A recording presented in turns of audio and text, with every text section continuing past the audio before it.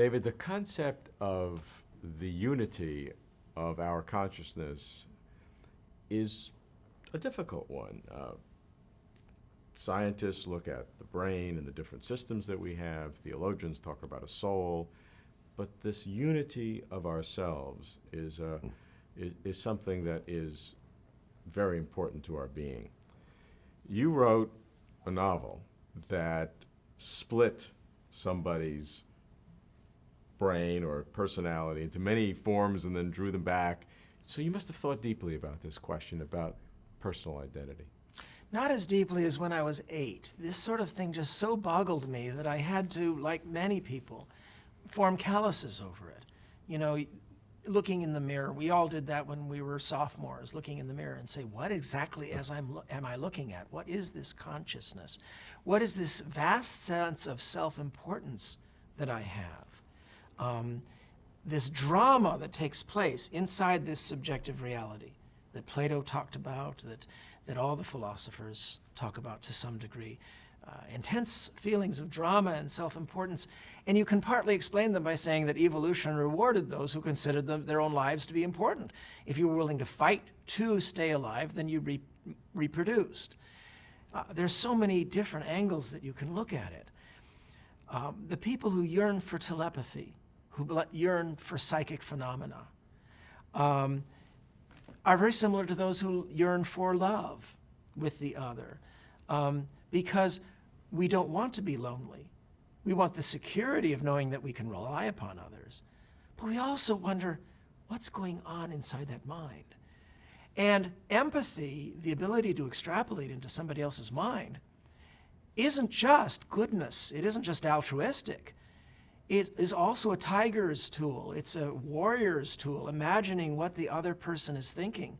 You are a better warrior, you're a better predator if you can imagine this is what that person is thinking. I can imagine that I'm that other person. The prefrontal lobes, these lamps above our brow, are what we use to experiment, what Einstein called the Gedanken experiment, and think about what might happen if I do this? What might be the consequences? What might that person be thinking? Is that person experiencing the color yellow differently than I do?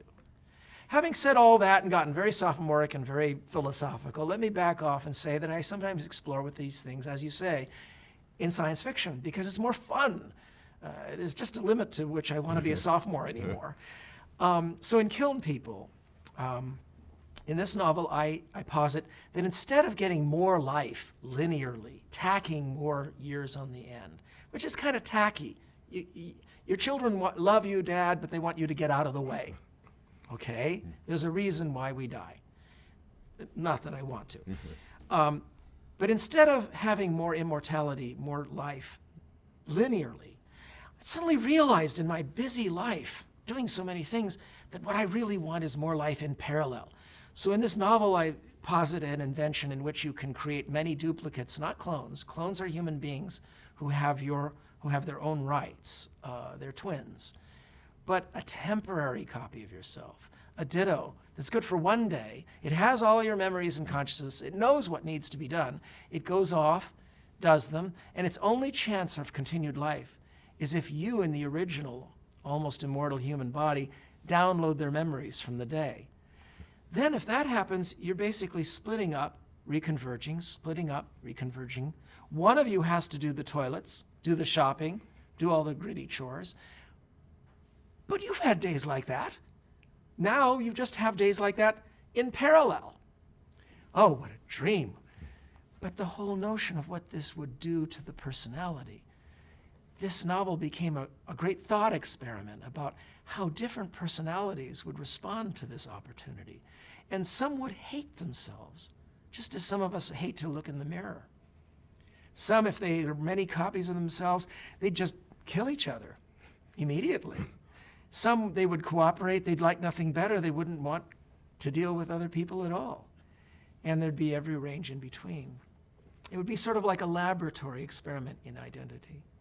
You've created a fantasy, but is it theoretically possible? Because if it is, even in theory, that would reflect on what we are as human beings, what our consciousness is. I mean, this is serious subjects. Do we have a soul? Do we have not a soul? Is everything materialism? Is a hot debate, as you know. So as a scientist, as a science fiction writer who has envisioned this fantasy, a fascinating one, how do you reflect on it? Well, there are lots of aspects to this. One is the whole notion of the zero-sum game. You don't gain unless you lose something. For instance, if you had many bodies, I posit completely the opposite to the normal notion that the soul is not divisible. What if the soul is divisible and you can lay your template, your standing wave, I call it, into raw material and have it be a duplicate from that moment of yourself? And the original is unaffected. The original is still there, and you can bring that standing wave back and bring the memories back. Well, then we become more godlike. We become more like God experiencing us and then drawing that in.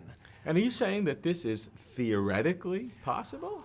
Well, when I'm wearing my science fiction hat, I am being 90% artistically speculating with 10% grounding in science. It merges over to those areas in which I'm 90% scientist and 10% speculating. In this case, I'm saying, what if? What would it imply philosophically, and mentally, psychologically, if human beings could make copies of themselves? Now, I do it in order to do the complete experiment. I make total freedom. You can copy yourselves into fish-like bodies and then come back and learn what it was like to be a fish. You can launch a frozen body to Mars, walk around, and then chop the head off, send it back to Earth, download the memory, and you've been a tourist to Mars. But what we may find is that it may be possible to clone a copy of your own body and then impress your memories into it. There has been some science fiction about that, some usually dark. For instance, will the brain even be able to receive this identity unless the child that resulted was raised in a duplication of your own childhood? Ooh, creepy. Even then, it's artificial. Creepy. Even then, it's like a twin who's been forced to do some behavioral test. Well, in the movies, they simply do a Pillsbury Doughboy and have some magical downloading of your mind.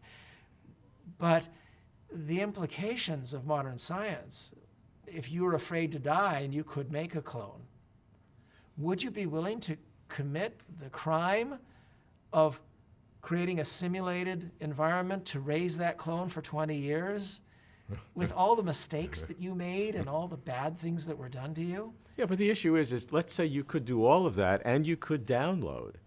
The question is, if you can download, which is an electronic function, you don't have to do the X function, download and cut. You can download and copy. And therefore, then where are you? Then what does it mean to have a consciousness? We're used to the notion that it is this song. It is your song. It begins, you sing, you go through some crescendos, you're jarred and jostled, and there's a lot of ouches, and I'm me in the song, and it reaches its end. But what if it becomes, and sometimes you symphonize with others, you harmonize with others, but there's a limit to this metaphor. Only the metaphor becomes it becomes Bartok, it becomes without limits.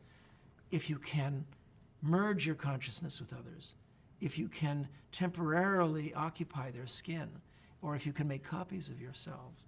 And these are all things that we might do.